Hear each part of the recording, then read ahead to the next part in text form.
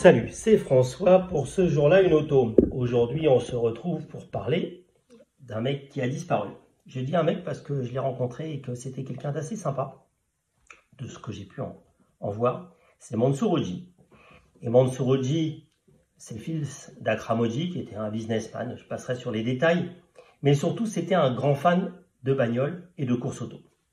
Et le début de son histoire, c'est 78. Et il est invité par la famille régnante d'Arabie Saoudite à venir parce que l'Arabie Saoudite est sponsor via Saudi Airlines de l'écurie Williams. Donc il se retrouve au Grand Prix d'Italie en 78 et il rencontre Frank Williams qui lui fait la roue, qui lui explique que c'est génial. Il trouve en effet ça génial.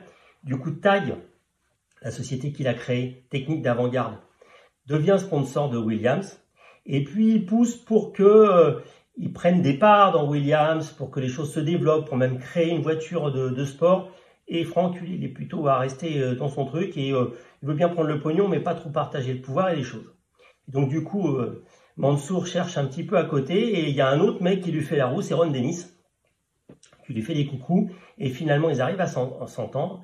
Et Mansour prend des parts dans McLaren et finance surtout le moteur Porsche, qui va être le grand début des grandes victoires chez McLaren. Et puis, il sera aussi à l'origine de la venue de Prost, de Senna et de cette grande aventure-là. C'est pour ça que j'ai mis la photo de Prost et de Senna à ce moment-là.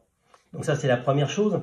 La deuxième qui est assez intéressante, c'est qu'en parallèle, Mansour achète ER, la marque de montre suisse, qui a un petit peu d'historique associé au chrono avec l'automobile, avec Joe Stiffer, avec Steve McQueen. Et il trouve que c'est sympa. Et puis il a une idée très maligne, c'est qu'il se dit IER, personne n'arrive à parler, à le dire, c'est pas un mot international. Et donc il l'associe avec TAG. Et ça devient TAG ER. Et ça fonctionnera très bien. Peut-être le chiffre d'affaires va être multiplié par 400. Et donc vraiment, c'est une vraie grande réussite. Donc il développe l'activité, la Formule 1. Il va tanner pendant 5 ans Ron Dennis pour faire une voiture refaire des McLaren.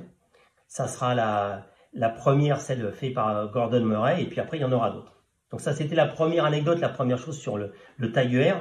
Et puis la deuxième, c'est que de tout temps, Mansour a mis des parts, et puis il y a un fonds souverain d'Arabie Saoudite qui a mis aussi de l'argent dans McLaren.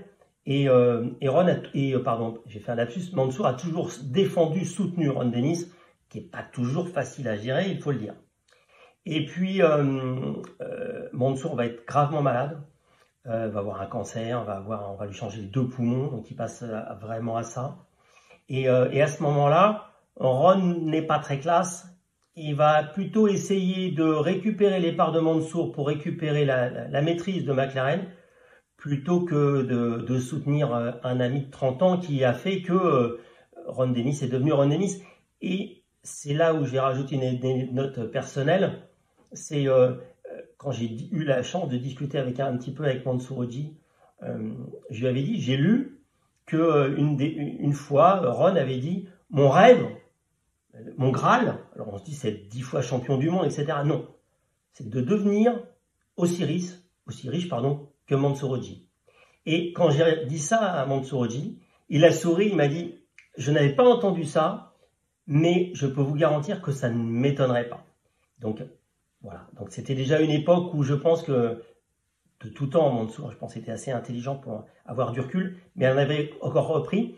Et donc du coup, après cette anecdote, cette situation, quand Mansour a repris du poil de la bête et allait beaucoup mieux, a été sorti de ces moments difficiles de santé, eh bien c'est là où, étonnamment, Ron a été poussé vers la porte et qu'on a fini, on lui a donné la possibilité de racheter les parts, etc. Ça n'a pas pu se faire, c'est étonnant. Et finalement, Ron a revendu ses parts pour 300 ou 400 millions de dollars, mais bien moins que tout l'argent qu'a Mansour. Et donc voilà, donc quelqu'un qui était long en amitié et qui a aussi été déçu malheureusement.